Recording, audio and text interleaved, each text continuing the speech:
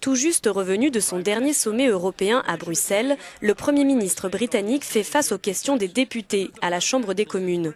6 jours après le vote pour le Brexit, David Cameron a insisté sur un point. Le Royaume-Uni prendra son temps avant d'enclencher la procédure de divorce avec l'UE. Concernant l'agenda de l'article 50, contrairement à ce que certains attendaient, la tendance n'était pas à ce que la Grande-Bretagne enclenche la procédure tout de suite.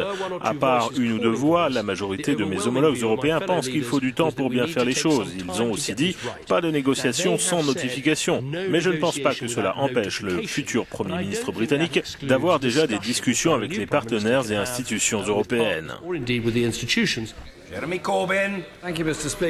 Le leader du Labour, Jeremy Corbyn, a quant à lui réclamé des comptes et s'est inquiété de l'avenir économique du pays. Il met en garde en ces mots.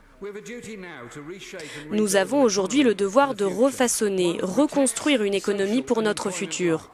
Une économie qui protège les droits sociaux, ceux du travail, afin de proposer un pays prospère à tous les citoyens.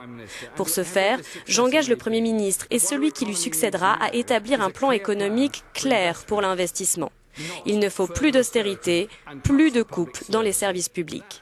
Alors que la course des prétendants pour remplacer David Cameron est lancée, ce dernier s'est amusé de Jeremy Corbyn, lui qui a reçu une motion de défiance hier au sein de son parti et qui refuse de démissionner.